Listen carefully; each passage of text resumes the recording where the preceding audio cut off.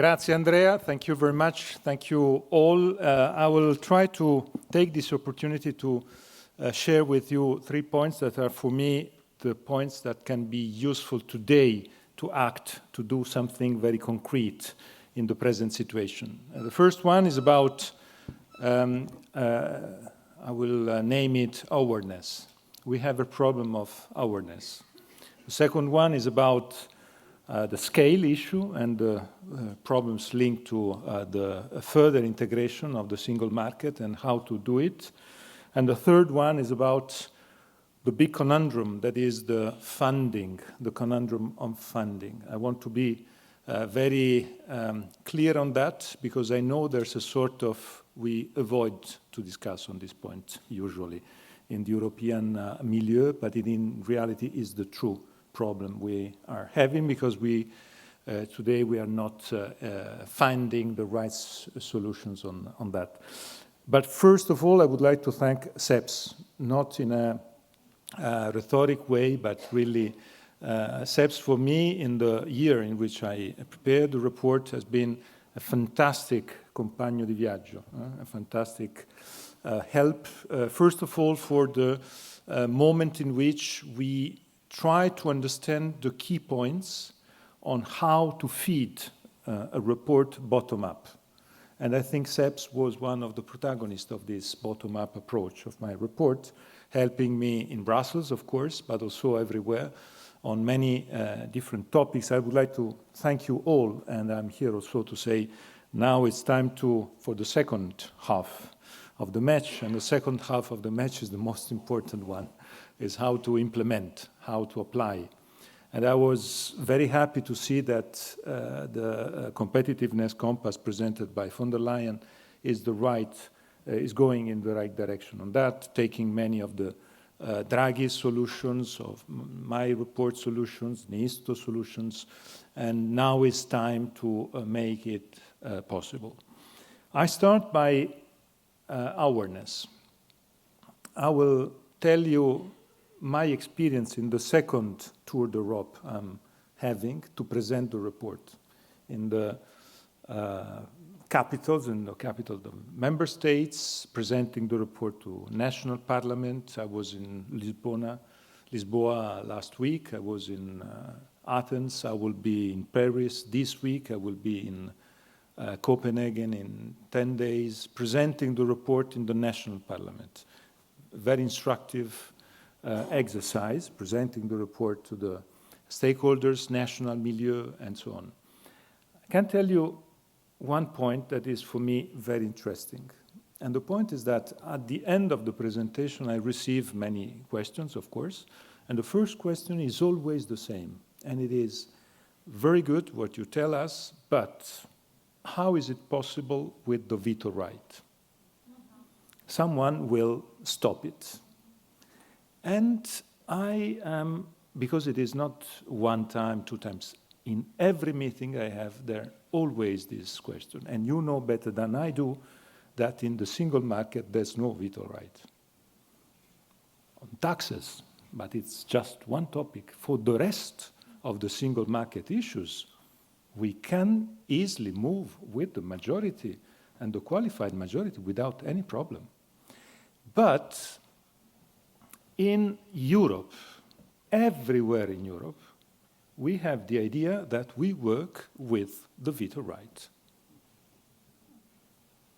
And for me, it has been a fantastic experience because in reality, it gives us the idea of something that is not working well among us.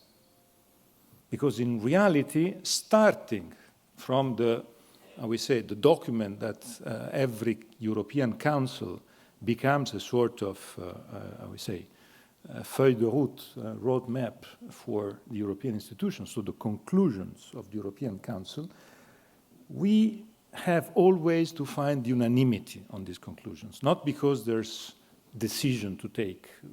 The European conclusion, the conclusion of the European Council are political discourse, but with the support of everyone.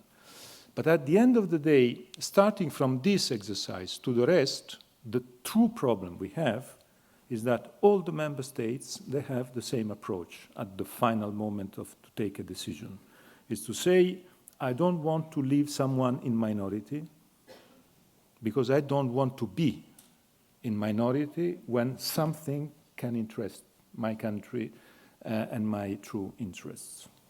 So at the end of the day, even if on the single market issues, I know very clearly many topics that we can decide very easily at 24, 25, 23, 22, without any problem, at 26, with the 27, not Hungary, just to be very clear, I know very well that we can't and we don't go in that direction because the attitude of the member states is not to decide at the majority, for the reason that I mentioned. So first point I want to put here in this distinguished audience, because I think we have a problem there. We have a big problem, because at the end of the day, we always say that we have a problem of institutions in Brussels, the institutions are too complicated. In reality, it's the way in which we apply the rules that is complicated. In our mind, not because of the rules, because we have full of possibilities to apply the majority rule, and we don't, for political reasons. And the other awareness is about the problem of borders in our mind. I was, in the period of the presentation of the report, we had many discussions about trans-border, transnational mergers, always using this term, trans-border merger. There are no more borders within the European Union. Borders are in our mind. So when two European banks, they want to merge, it's not a trans-border merger. It's a merger between two European banks. That's it. And the same for the rest. The key problem is always the same, is the national approach. We want to have, even if we say we need to have, and I move to the second point, even if we say we need to be united, we need to unify, our reaction has to be united, yes, but we keep thinking that we need to have a national control of on our national economic system. And it's the reason why we don't have any merger on telecom, any merger on energy, any merger in the financial services, any mergers among banks, only within countries and not among countries. And if we continue like that, it will be simply impossible to be able to be competitive at world level because we are too small. We are too small. All the European, even Germany is too small. And this point is today the key point, the key political point. The leaders that met yesterday, they have to meet among them, among the Europeans, and to say, now the first step is to say, now we work to merge our national champions and to create European champions. It's the only way to be able to have a consequence of what we are doing. Otherwise, we continue with the national champion, and you know, Laura, what is the big consequence of having only national champions? Is the fact that the national champion is very strong at home with a national flag, but take the easiest example. That is, we have 27 financial markets, not one European financial market. We have the euro, but we have 27 financial markets. So we, the Italians, will never pay with a French credit card. The French will never pay with a German credit card. The Germans will never pay with a Spanish credit card, and we pay only with American credit cards. It's because of the lack of a unique financial market. And having the national financial markets means that I think the three American credit cards, they have to thank Europe fragmentation. I think is their best market because of that, because we don't have one financial market. And so having only the national financial market, the immediate neighbor is a ceiling to growing. And this is the key point, is a political point. It is not a problem of rules. The rules are very easy to adapt. And I have to say, in the report, I presented a report that can be applied with the present rules, without any treaty change. And I insist on that. No treaty changes. Can you imagine now with Trump reacting in Europe, opening the Pandora box of institutional reforms? It would be a disaster. We have to move with the present treaties, applying present rules, but the problem is that the national leaders, they have to be very frank, sincere, and brave on that. And my third point, and I will end up, is the point about the very complex topic of the funding conundrum. Because the other experience I had going around everywhere in Europe was the fact that I tried to open this discussion on funding, and it was almost impossible because I had always debates at national level. And I have to say that at national level, there's no conflict, there's no debate on that. Within countries, left and right agree. The problem is that they agree on different outcomes if they are in the, I would say, France, Spain, Italy, Portugal, Greece, and so on, or they agree on a different approach if they are in Baltic countries, in the Netherlands, in Germany, or in the Scandinavian countries. And we have to be very honest on that.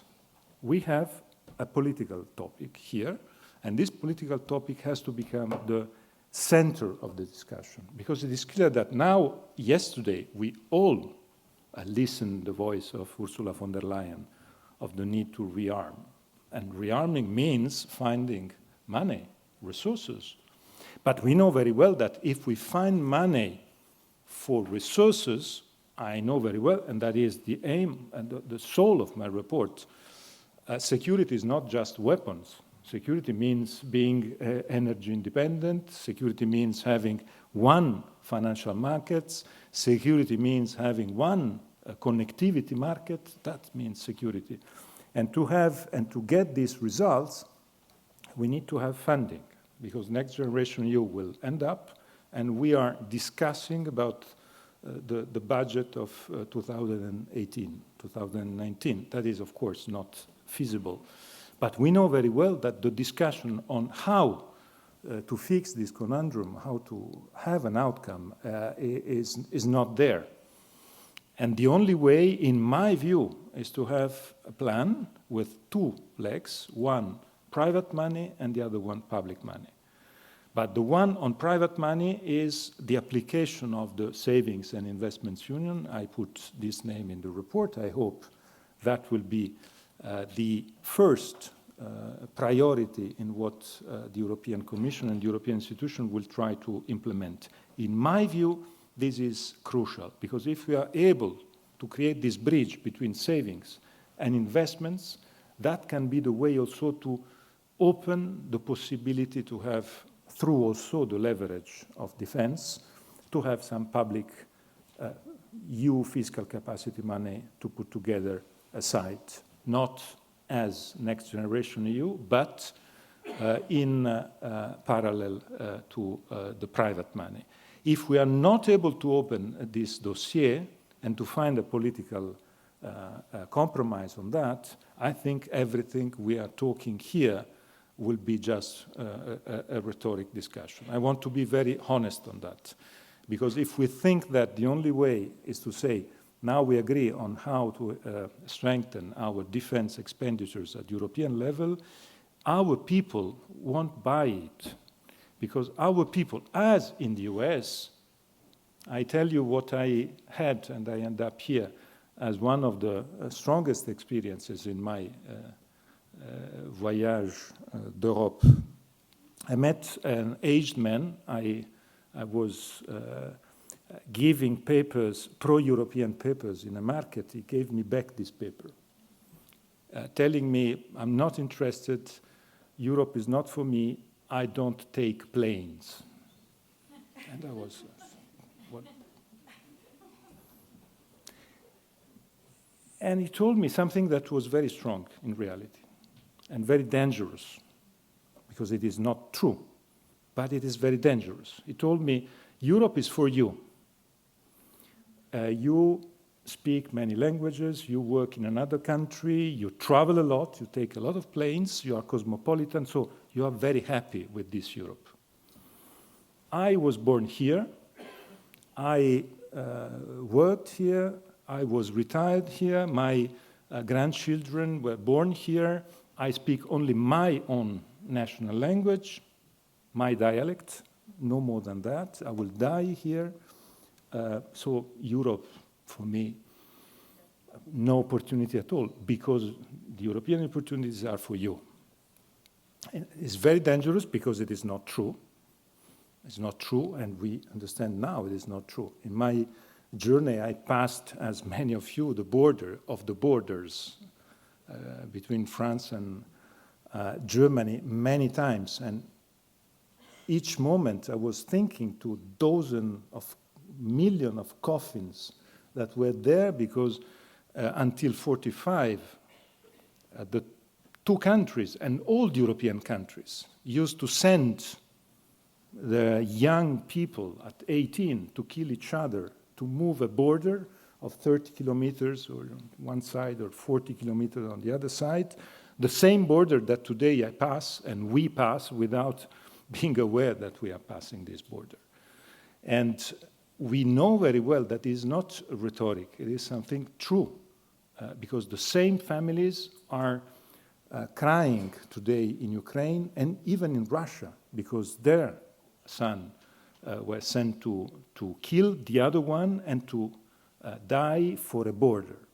And the strength of Europe is that we understood that borders can be win-win, not just the way to kill the others. And this is for all.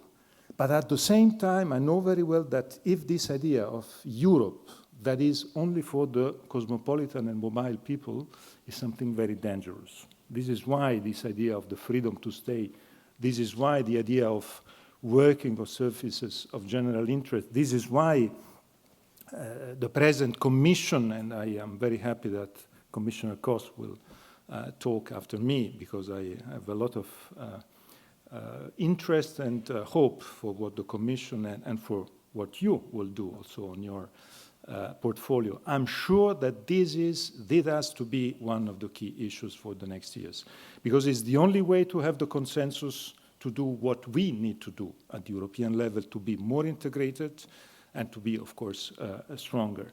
I think really it is time to reflect on all these issues, but also it's time to act, because now the challenges that we are receiving from abroad, and I'm sure that these challenges will be challenges where Trump will lose, and will lose also in the US, within the US, because I'm strongly convinced that the problem is Trump, it's not the US.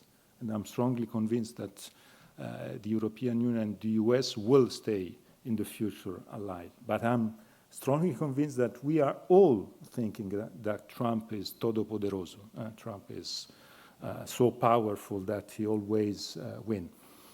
Until now, I see a big, on Europe, consequence of Trump. He was able to create the best reconciliation after 8 years of Brexit with the UK. So it's the demonstration that Trump is not so bright and so successful. And if we are united, I'm sure we can win. Thank you.